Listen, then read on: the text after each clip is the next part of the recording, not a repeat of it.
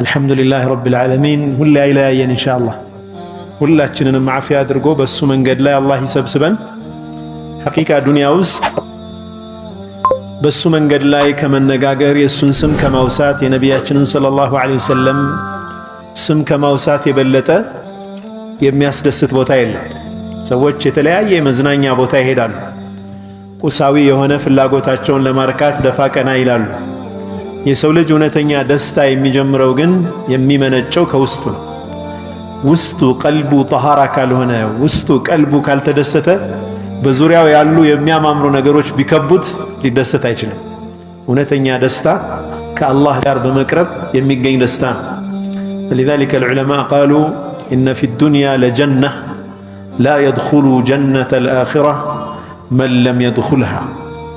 ዱንያ ውስጥ ጀነት አለች። እቺን ጀነት የአኺራው ጀነት ውስጥ የሚገባ ሰው የዱንያዋን ጀነት የገባ ነው አሉ። እዚች ያለችዋን ጀነት ያልገባ አይገባም አሉ። ያቺ ማነች ሲባል ማዕሪፈተላህ፣ አላህን ማወቅና ወደሱ መቃረብ፣ በሱ መንገድ ላይ መገኘት ነው። እውነተኛ ደስታ የሚገኘው በዛ ነው። ከዛ ውጭ ያሉት ነገሮች ይህ ካለ ማሟያ ነው የሚሆኑት እንጂ በራሳቸው የደስታ ምንጭ ሊሆኑ አይችሉም። አይደለም? እንዴት ነው? እስኪ ሁላችሁንም ልጠይቃችሁ። አንዳንዴ እንዲህ ብላችሁ አስባችሁ ታውቃላችሁ? እኔ ብዙ ጊዜ አስባለሁ። ሰላት ሰግጄ ስወጣ፣ ከመስጂድ ስወጣ ሰላት ባይኖር እንዴት ብዬ እኖር ነበር ብላችሁ አስባችሁ ታውቃላችሁ? የሚከብድ አይመስላችሁም? ከባድ እኮ። ያለ ሰላት የሚኖሩ ሰዎች እኔ በጣም አደንቃቸዋለሁ። አንዳንዴ እንዴት ቻሉ ትላለህ። ከባድ ነው በጣም። ከአላህ ርቆ መኖር፣ ያን ጭንቅ ተቋቁሞ መኖር ከባድ ነው በጣም። ወመን አዕረض ዐን ዚክሪ ፈኢነ ለሁ መዒሸተን ضንካ ወነሕሹሩሁ የውመል ቂያመቲ አዕማ ቃለ ሊመ ሐሸርተኒ አዕማ ወቀድ ኩንቱ በሲራ ቃለ ፈከዛሊከ አተትከ አያቱና ፈነሲተሃ ወከዛሊከ አልየውመ ቱንሳ። እነኛ ከአላህ መንገድ ከኔ ተግሳጽ ራሳቸውን ያራቁ ሰዎች በዱንያ ውስጥ የጭንቅ ኑሮ ለነርሱ አላቸው ይላል አላህ ሱብሓነሁ ወተዓላ። ፈኢነ ለሁ መዒሸተን ضንካ፣ ለዛ ሰው የመጨናነቅ የጭንቅ ኑሮን በሱ ላይ እናደርጋለን ይላል። የቂያማ ቀን ደግሞ አይኑ የጠፋ ሆኖ እንቀሰቅሰዋለን። እዛም ጌታዬ ሆይ ምን ነው አይን ነበረኝ አይደል አይኔ ጠፋስ ብሎ ይጠይቃል። ፈከዛሊከ አተትከ አያቱና፣ ዱንያ ውስጥ የኛ ተግሳጽ የኛ አያ ወደ አንተ መጣ። ፈነሲተሃ፣ ረሳሃት፣ ዘነጋሃት። ወከዛሊከ አልየውመ ቱንሳ፣ የሥራህን ምንዳ ዛሬ ደግሞ አንተ ትረሳለህ ይለዋል አላህ ሱብሓነሁ ወተዓላ። አላህ ይጠብቃል። እሱን የቀረቡ ሰዎችስ ዱንያም ውስጥ ደስታ፣ አኺራም ደግሞ ከዛ የበለጠ ልዩ ሐያት ይጠብቃቸዋል ማለት ነው። አላህ ከነኛ ያድርገን ኢንሻአላህ። ስለ ቀልብ ነው እያወራን ያለ ነው አይደለም? ሶስት አይነት ቀልብ አለ ብዬ ነበር። የሚያስታውሰኛል ሶስቱን የቀልብ አይነቶች? እስኪ እንግዲህ ጥሩ ተማሪ አለ የለም የሚለውን ቼክ እናደርጋለን። ሽልማት አለው ልበል። ሶስት የቀልብ አይነቶች ጠቅሼ ነበር። መርሐባ፣ ጥሩ ነው። ግን እኔ በሌላ መልክ ነበር የገለጽኩት። የሞተች ቀልብ፣ የታመመች ቀልብና ህያው ቀልብ ብለናል አለ። ሶስት አይነት ቀልቦች አሉ። የትኛው ጋር ነኝ የሚለው የእያንዳንዳችን የቤት ስራ ነው። ህይወት ያላት ቀልብ ወይም ህያው ቀልብ የምትባለዋ ቀልበን ሰሊም፣ ንጹህ የሆነች ከበሽታ የጠራች አላሁ ስብሓነሁ ወተዓላ የቂያማ ቀን ነጃ የሚወጡት ሰዎች የዛችን ቀልብ ይዘው የመጡ ነው ያላቸው ሰዎች ናቸው። ኢላ መን አተላህ የውመ ላ የንፈዑ ማሉን ወላ በኑን ኢላ መን አተላህ ቢቀልብን ሰሊም። ገንዘብ አይጠቅም፣ ልጆች አይጠቅሙ፣ ስልጣን አይጠቅም፣ ምንም የሚጠቅም ነገር የለም። ምን ይዘው የመጡ ሲቀሩ ሀብታቸው፣ ንብረታቸው እኔ ጋር ሲመጡ ይዘውት የመጡት ነገር ጤነኛ ልብ ይዘው የመጡ ሲቀሩ ይላል አላህ ሱብሓነሁ ወተዓላ። ከበሽታ የጠራች ወደ አላህ በመቃረብ የተጠመደች ሹብሃና ሻህዋ ሁለት በሽታዎች ናቸው። ዋና ዋና በሽታዎች ሲጠቃለሉ የቀልብ በሽታዎች ሁለት ናቸው። አንዱ ሹብሃ ነው፣ ብዥታ ነው፣ ጥርጣሬ ነው። ቅያማ አለ የለም ከሞት እንደው ሞቶ መቀስቀስ ይኖር እንዴ ብሎ መጠራጠር ያችን ሸይጣን ጣል ያደርጋል ሰውየው ላይ። አላህ በርግጥ ለዚህ በሽታ አጥጋቢ የሆነ ምላሽ ቁርአን ላይ ሰጥቶ እናገኘዋለን። ቁርአን መድኃኒት ነው፣ ሽፋእ ነው። ሽፋኡን ሊማ ፊ ሱዱር አይደል? ልብ ውስጥ ላሉ በሽታዎች መድኃኒት ነው። ሁለተኛው ደግሞ ሻህዋ ማለት ስሜት፣ የሚስበን ነገር፣ ሐራም የሆነ ነገር።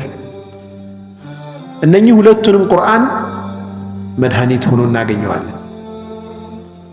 ብዥታዎችን ግልጽ የሆነ ማስረጃ በማቅረብ ምላሽ ይሰጥባቸዋል።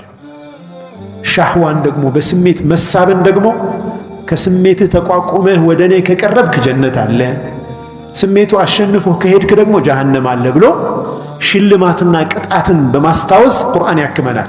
ለዚህ ነው ቁርአን ጋር በጣም ቅርብ የሆኑ ሰዎች በሁለቱ በሽታዎች አይጠቁም። በቀልብ በሽታ ያለመጠቃት እድል አላቸው። ከቲላዋውን ባሻገር ትርጉሙን ተረድቶ ተደቡር የማድረግ ባህሪ በኋላ ላይ እንመጣባቸዋለን። የቀልብን በሽታ የምናክምባቸው ፍቱን መድኃኒቶችን ስናይ እናያቸዋለን ኢንሻአላህ። ሁለተኛው ቀልብ ምናል? የሞተ ቀልብ። የሞተ ቀልብ ማለት ደግሞ ከአላህ መንገድ ሙሉ ለሙሉ የራቀ በአላህ የካደ የካፊር ቀልብ ማለት ነው። አላህን የማያቅ ማዕሩፍ የሚባል መልካም ነገር የማያቅ መጥፎ ነገር የማያቅ እንደውም መጥፎን ጥሩ ጥሩን መጥፎ አድርጎ ቀልቡ ገልብጦ የሚያሳየው ሰው አላህ ይጠብቃል። ከባድ ነው። ከልኩዚ ሙጀኸያ ብሏል ነብዩ ሰለላሁ ዐለይሂ ወሰለም። ልክ የተገለበጠ ኩባያ ውሃ ብንቀዳበት አይዝም አይደለም፣ ዝም ብሎ ነው የሚፈሰው። ሰውየው ምን አሉት ነብዩ ሰለላሁ ዐለይሂ ወሰለም? ላ ያዕሪፉ ማዕሩፈን ወላ ዩንኪሩ ሙንከረን። የሚወገዝን ነገር ውግዝ የሆነን ጸያፍን ነገር ጸያፍ አድርጎ አይመለከተውም። ጥሩን ነገር ጥሩ አድርጎ አይመለከተውም። መጥፎ የሆነ ነገር ሰርቶ ያም መጥፎ ነገር ሲኮራበት ልታገኘው ትችላለህ። ቦስት ያደርጋል። እንዲህ አድርጌ ይላል። ሊታፈርበት የሚገባውን ነገር እሱ ደፍሮ ሲሰራው ጀግና ራሱን አድርጎ ይቆጥራል። ነውሩ ክብሩ ይሆናል። ሱብሃንአላህ። ነውርን ክብር አድርጎ መያዝ ከባድ ነገር ነው አይደለም እንዴ? ሁለተኛው ቀልብ ደግሞ ምን አይነት ነው? በሽተኛ ቀልብ። አንዴ ደህና ይሆናል፣ አንዴ ይወድቃል፣ አንዴ ይነሳል፣ አንዴ ይሻለዋል። እንዲህ ያለ ይሄ አብዛኞቻችን የኔና የናንተ ቀልብ ነው። ኢላ መን ረሒመላህ አይደለም እንዴ? አንዴ ስንነሳ፣ አንዴ ስንወድቅ አይደለም? ቀረብን ወደ አላህ ስንል ርቀን ራሳችን እናገኘዋለን። ራቅን ብለን አልቅሰን ደግሞ እንደገና ወደ አላህ እንቀርባለን። በዚህ አይነት እንደ ፔንዱለም እንደተወዛወዝናለን። በጣም የሚያሰጋው ነገር አላህ ይጠብቀን። በተዘናጋንበት ጊዜ ወደ አኺራ ይሄን ጊዜ ግን ከባድ ነው ሙሲባው። ጥሩ አህዋል ላይ ያለው ወደ አኺራ የሄደ ሰው ምንኛ ብሎ አላህ ብስራት ሰጥቶናል። መታገላችን እርግጠኛ ነን እንጂ መመራታችን አይቀርም። ግልጽ ነው አይደለም? የአላህ ረሕመት እጅግ ሰፊ ነው። ያዩሃ ለኹዋ ሰፊ ነው በጣም። የሐዲስ ደረጃው ዝቅተኛ ቢሆንም ኢማም ኢብኑል ቀይም የጠቀሱትን ሐዲስ ሁሌም ተስፋ ይሰጠኛል። እንደው ከራሴ ጋር አንዳንዴ የምትጽናናበት ነገር ያስፈልጋል እንኳን እንደው ምን ይውጠኝ ስትል ወንጀል በዝቶ ግን ደግሞ የሚያጽናና ነገር አለን። አልሐምዱሊላህ የአላህ ረሕመት ነው። ያ እንዴት ባህር አላህ ስብሓነሁ ወተዓላን የስተእዚን ፈቃድ ይጠይቃል። የሰውን ልጅ ላስጥመው ይላል፣ ላጥፋው። ያንተን ኒዕማ የማያመሰግን የሆነን ይህን ፍጡር ሊኖር አይገባውም ላጥፋው ብሎ ይጠይቃል። እንደ ውሃ ዝምተኛ የተረጋጋ እንደ ውሃ ኃይል ያለው የለም ይባላል። ሁዱ ረግቶ ስታዩት ባህር ምንም አቅም ያለው አይመስልም። ሲቆጣ ደግሞ ሱናሚን እናስታውሳለን አይደለም እንዴ? 99 ኪሎ ሜትር ጥልቀት ነው ያለው ህንድ ውቅያኖስ። ከታች የተነሳ የመሬት መንቀጥቀጥ ያንን ያክል ርቀት ላይ ያለን ውሃ 10 ሜትር ወደ ላይ አንስቶታል፣ ሰብስቦ ማለት ነው። እንዲህ ሲሰበሰብ አሳዎች ይወድቁ ነበር ተስቦ ሲወጣ ማለት ቆመና ተመልሶ ገብቶ 850,000 ሰው ነው ያለቀው። አስታውሳላችሁ ኢንዶኔዥያ አካባቢ የተከሰተው የውሃ ኃይል ከባድ ላጥፋ ይላል አላህን ኢስቲእዛን ያደርጋል። ተራሮች ይጠይቃሉ ይህንን የሰው ልጅ በወንጀል የተሞላ እናጥፋው ይላሉ። አላህ ምን ይላቸዋል? ለው ኸለቅቱሙሁም ለረሒምቱሙሁም ያ አላህ ብትፈጥሯቸው ኖሮ እኮ ታዝኑላቸው ነበር ይላቸው። ኢንታቡ ኢለያ ፈአና ሐቢብሁም እነዚህም ፍጡሮችን ለእኔ ተውልኝ ይላል አላህ። ወደ እኔ ከተመለሱ እኔ አፍቃሪያቸው ነኝ ይላል አላህ።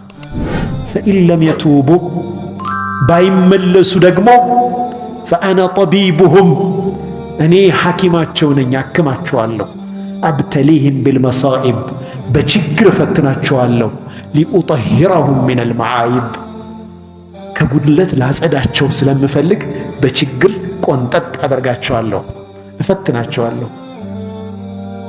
እንዴት አይነት ረሒም ጌታ ነው! ወላሂ ይህ ረሒም ጌታ ሊገዙት አይገባም፣ ሊቀርቡት አይገባም። ከዚህ አይነት ረሒም ጌታ ይራቃል። አዩሃ ልእኽዋ አላህ የምንቀርብ ያደርገን ኢንሻአላህ። ጠይብ እችን ጠሃራ የሆነች ቀልብ የሚመርዙ 4 አይነት መርዞችን እንነጋገራለን። የሚያጠቋት በሽታ ላይ የሚጥሏት በሽተኛ እንድትሆን የሚያደርጓትን 4 ነጥቦች። ይህን ጉዳይ ተነዋል ካሁን በፊት አላየንም አይደል? ሱሙም አልቀልብ አልአርባዓ 4 ልብን የሚመርዙ ለበሽታ የሚዳርጉ 4 መርዞች አሉ። አንደኛ ወደ ዝርዝሮቹ ሳልገባ አጠቃላይ ወንጀል የተባለ በሙሉ ቀልብን ያሳምማል። ኢብኑ አልሙባረክ ምን ይላሉ? ረአይቱ ዙኑባ ቱሚቱ ልቁሉባ ወቀድ ረአይቱ ዙኑባ ቱሚቱ ልቁሉባ ወቀድ ዩሪቱ ዙለ ኢድማኑሃ ፈተርኩ ዙኑቢ ሐያቱ ልቁሉቢ ወኸይሩ ሊነፍሲከ ዒስያኑሃ ይላሉ አብዱላህ ብን ሙባረክ። ወንጀልን አጠቃላይ ስመለከታት ወንጀል የተባለች በሙሉ ቀልብን ገዳይ ሆና አገኘኋት አሉ። ቀልብን ገዳይ ሆና አገኘኋት። ቀልብን ሕያው የሚያደርጋት ወንጀልን መተው ነው አሉ። ቀልብህ ሕይወት እንዲኖረው ደግሞ ለአንተ የሚሻልህ ወንጀልን መተው ነው ይላል። በተለይ በዘመናችን ከባድ ወንጀሎች ሆነው ግን ወንጀል መሆናቸው እስኪረሳ ድረስ እኛ በቀላሉ የምንፈጽማቸው ነገሮች በስተዋል። አዩሃ ልእኽዋ ወንድምን ማማት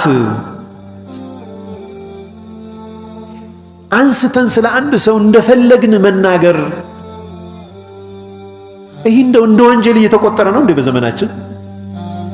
አንዳንድ ጊዜ እንደውም ቢስሚዲን በዲን ስም ሁላችንም እንወድቅባት ናትች።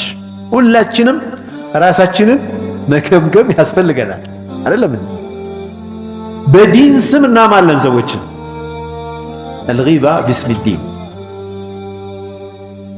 ሰውየውን ሄዶ እንዲያስተካክል መንገድ እየተቻለ እንዴት አድርገን ያንን ነገር እንመልስ እናስተካክለው ብለን መጨነቅ እየተቻለ የሰው ገንዘብ መብላት ዓዲ እንደውም እንደ ጀግንነት እየተቆጠረ ነው። ሰው ይበደራል፣ ሰርቼ እሰጥሃለሁ ይለዋል። የገንዘቡ ዋጋም ዲፍሌት እያደረገ ነው አይደለም እንዴ? አይክደውም፣ አይሰጠውም። እንዳይክደው ከሃዲ ሊባል ነው። እንዳይሰጠው የመስጠት ንያ የለውም። መጀመሪያ ሲበደር ጀምሮ ሊቀማው ነይቶ ነው የተበደረው። ነብዩ ሰለላሁ ዐለይሂ ወሰለም ደግሞ ነግረውናል። ይሄንን ደይን መጀመሪያ የመክፈል ንያ ያለው ሰው አላህ ይረዳዋል፣ ይከፍላል።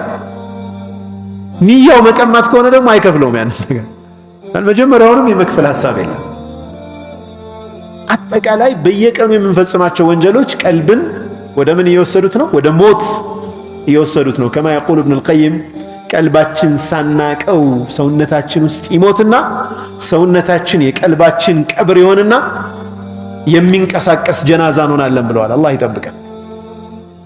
ቀብሩን የተሐረክ ቀብሩ ራሱ የሚንቀሳቀስ ቀብር ይሆናል። ሰውየው ልብ ውስጥ ማነው ሰውነቱ ውስጥ ቀልቡ ሞታ ትቀበራለች። ወሁ ላ የድሪ መሞቷን እንኳ ሳያቅ።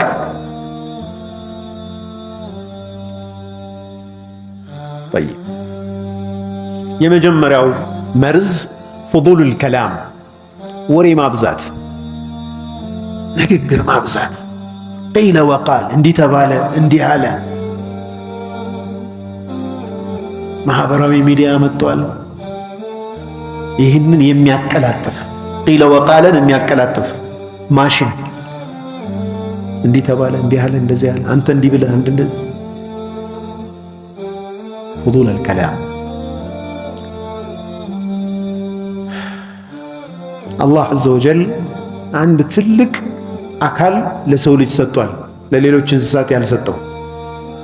የራሳቸው መግባቢያ ቋንቋ ቢኖራቸውም በምልክትም በሌላም መንገድ ምላስ የምትባል አካልነቷ ትንሽ የሆነች አደጋዋ ከባድ የሆነች ጥቅሟም የዛኑ ያክል ትልቅ የሆነ የአንድ ሰው ወደ እስልምና መግባት የሚረጋገጠው በምንድን ነው?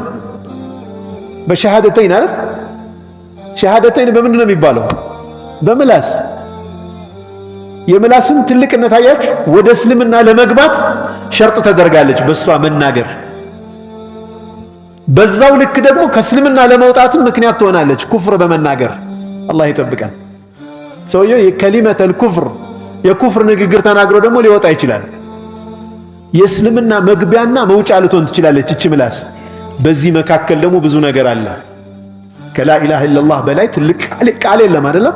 ይህንን ቃል የምትናገረው ምላስ አላህን የመካድ ወንጀል ሰርታ ከዲን ታስወጣለች።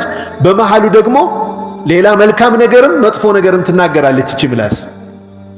ዑለማ ምን ይላሉ? እቺ ምላሳችን ወደ ቀልባችን መዳረሻ መንገድ ናት አሉ። ምላስ መጥፎ ነገር በተናገረ ቁጥር ቀልብ እየጠለሸ ይሄዳል። ምላስ አላህን ባስታወሰ ቁጥር ምን ይሆናል? ቀልብ ጠሃራ እየሆነ ይሄዳል፣ እየተገራ ይሄዳል። ምላሳችን መጠበቅ እጅግ በጣም ያስፈልጋል። ነቢያችን ዓለይሂ ሰላቱ ወሰላም አንድ ጊዜ ከሙዓዝ ጋር የሄዱ ኩፈ ዓለይከ ሃዛ፣ እስኪ ወላሂ እንነይት እስኪ እንደው ዛሬ ኢንሻአላህ ያለ አግባብ ማንንም ላናነሳ ኢንሻአላህ። ምላሳችን ከመናገራችን በፊት ሁለቴ ልናስብ። ሙእሚን አሉ እኮ ምላሱ ከቀልቡ በኋላ ነው ያለችው አሉ። ምን ማለት ነው? ከቀልቡ በኋላ ነው ምላሱ ያለው። ከመናገሩ በፊት ያስባል በልቡ። መጀመሪያ አስቦ ነው የሚናገረው። የሙናፊቅ ደግሞ አላህ ይጠብቀን፣ ምላሱ ከቀልቡ በፊት ነው ያለው። የመጣለትን ነው የሚናገረው፣ ስለ ቀልቡ አይጨነቅም። ገባን አይደል? እስኪ አንድ ነገር ከመናገራችን በፊት ቆም ብለን እናስብ። ከዛ የኢማሙ ነወዊይን ምክር እንተግብር ኢንሻአላህ። የኢማሙ ነወዊ ምክር ምን ናቸው መሰላችሁ? ምን ጊዜም ከመናገሬ በፊት አሉ፣ አንድ ሰው ከመናገሩ በፊት አሉ፣ ከመናገሩ በፊት መናገሬ ነው ወይስ ዝም ማለቴ ነው የሚጠቅም ብሎ ራሱን ይጠይቃሉ። መናገር ይሻላል ወይስ ዝምታ ይሻላል ብሎ ይጠይቃሉ። መናገሩ የሚሻል ከሆነ ይናገራሉ። መናገሩ የማይሻል ከሆነ ዝም ይበል። ይሄ የታወቀ ነው አይደለም? መናገሩም አለመናገሩም እኩል ከሆነ ዝም ይበላሉ። ወላሂ ብዙ ሰላም ይሰፍን ነበር። ይችን ብንተገብር ሁሉም ሰው አሁን የሚሰራ ብዙ ርቅ እኮ ይወርዳል አይደል? ብዙ ጸባችን ብዙ ችግራችን እኮ ይቀረፋል። አሁን ካላወራሁ አሁን ካልተናገርኩ ነው ያለው። የሰውን አይብ ማውጣት ላይ ያተኩረናል። የእኛን አይብ ረስተነዋል። እኔ ማነኝ?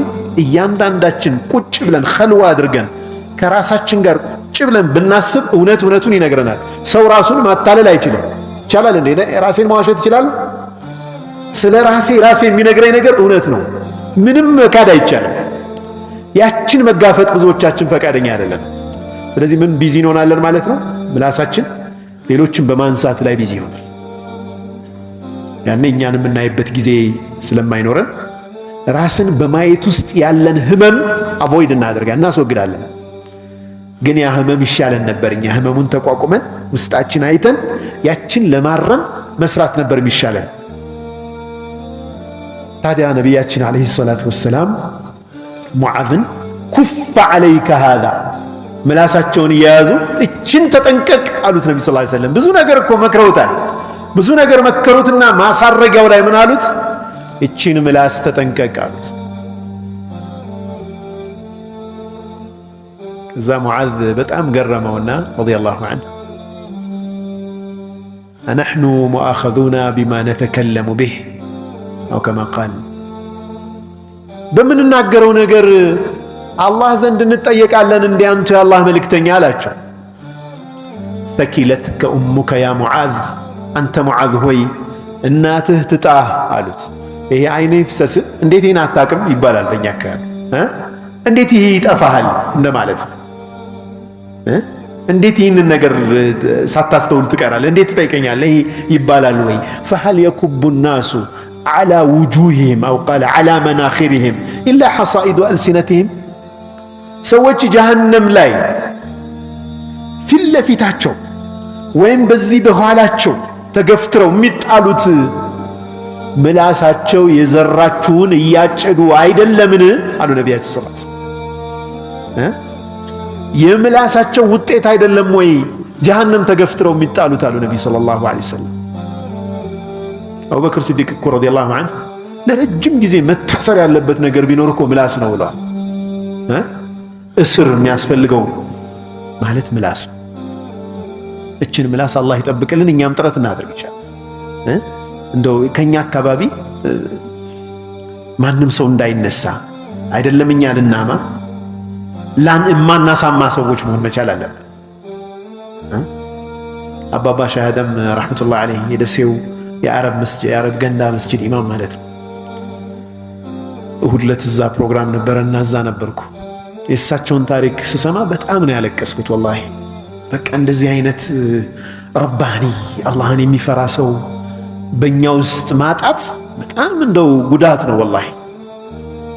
እኔ ሐረም ላይ አንዴ አግኝቻቸዋለሁ። አንዴ ሐረም ካዕባን እያዩ አንዲት ቦታ ያለቻቸው እንባቸው ዝም ብሎ መፍሰስ ነው ያለ ማቋረጥ። አስለሐ አላሁ እሙረል ሙስሊሚን አስለሐ አላሁ እሙረል ሙስሊሚን። ሁልጊዜ ዱዓቸውና ዚክራቸው የሙስሊሞችን ጉዳይ አላህ ያስተካክለው፣ አላህ ያስተካክለው። ዱዓቸው ይችላል። እንባቸው ዝም ብሎ ይዘም የሚያውቋቸው በቅርበት የሚያውቋቸው ሰዎች ሲነግሩን እዛ አባባ ሊያሙ አይደለም አንድ ሰው ፊታቸው ላይ አምቶ አያውቅም በሐያታቸው ማለት ነው። ከታማ ይሏቸዋል ወይ ያስቆሙታል ወይ እንቅልፍ ወስዷቸዋል አሉ። አይሰሙም። ሱብሃንአላህ። አላ ያኒ የት ነን እኛ? አዩሃ ኢኽዋ የት ነው ያለን? ማንም የደሴ ከተማ ነዋሪ ማለት የአባባ ስም ከተነሳ ያለቅሳል። ወላሂ አሁን እኛ እዛው ፕሮግራም ላይ ሆነን ሰዎች ያለቅሱ ነበር። ስንት ዓመት ሆናቸው? 5 ዓመት ምናምን ሆናቸዋል። ወደ አኺራ ከሄዱ እስካሁን ድረስ ተጽዕኗቸዋል። ለምን እንደሆነ ታውቃላችሁ? አዩ አለ ኹዋን በምላሳቸው ማንንም ሰው አንስተው ስለማያውቁ ነው። ሌላ ሲር የለውም እኮ ሰላመተ ሰድር እኮ ነው። ከሙእሚን ጋር ከማንም ሙእሚን ጋር ሰላም የሆነ ልብ መያዝ ማለት እኮ ነው።